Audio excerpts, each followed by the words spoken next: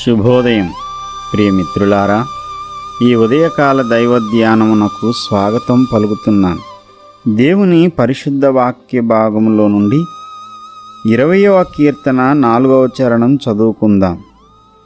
నీ కోరికను సిద్ధింపజేసి నీ ఆలోచన యావత్తును సఫలపరుచునుగాక.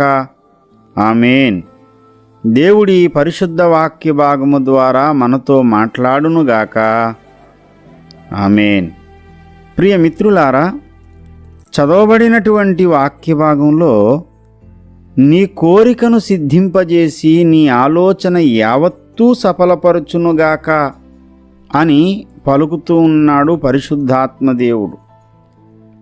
మనలోని ఆలోచనలు యావత్తు అంటే ప్రతి నీచమైన అపవిత్రమైన కోరికలు ఆలోచనలు అని కాదే. అపవిత్రమైనటువంటి ఆలోచనలు, అపవిత్రమైన తలంపులు సహజంగా పాప మరణముల నియమములో ఉన్న ఈ దేహంలో కలుగుతూనే ఉంటాయి.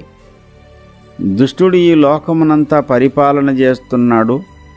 దుష్టత్వముతో ఈ లోకమంతా నిండిపోయింది. కాబట్టి దురాలోచనలు, అపవిత్రమైనటువంటి కోరికలకు ఆలవలంగా మన దేహమంతా నిండిపోయింది. మరి ఈ అపవిత్రమైన కోరికలు, అపవిత్రమైన ఆలోచనలన్నీ దేవుడు సఫలపరుస్తాడా? కానే కాదే. మరి ఏ కోరికలను ఆయన నెరవేరుస్తాడు? ఒక విచిత్రమైన విషయం చెబుతున్నాను, వినండి.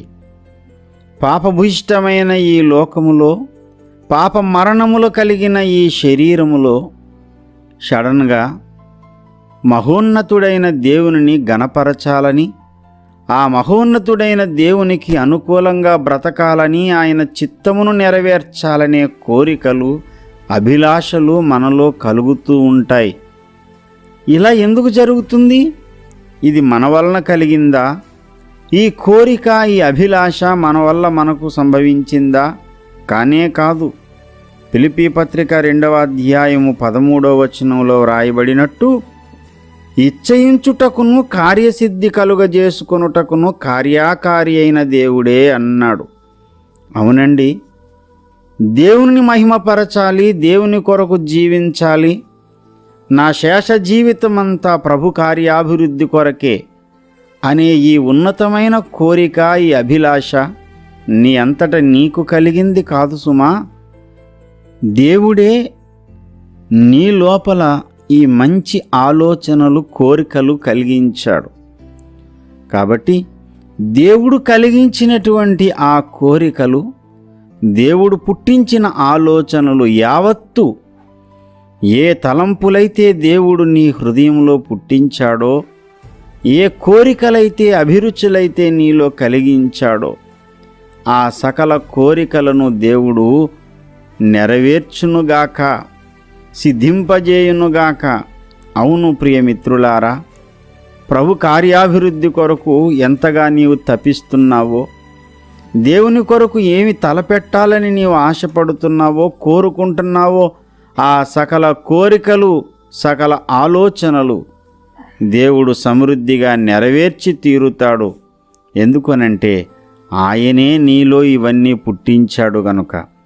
ప్రియమిత్రులారా, దేవుడు ఈ ఉదయకాల సమయమున నీ ఆలోచనలు, నీ కోరికలు అంటే ఆయన పుట్టించిన ఆలోచనలు, ఆయన కలగజేసిన కోరికలు తప్పకుండా నెరవేర్చి తీరుతాడు గనుక నీ కోరికలన్నిటినీ తీర్చిన దేవుణ్ణి, నీ ఆలోచన యావత్తూ సఫలపరిచిన ప్రభుని మనసారా స్తుతించు, హృదయపూర్వకంగా కొనియాడు.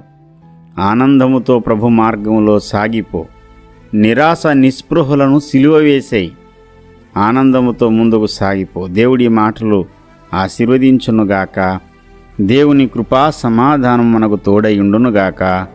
ఆమేన్.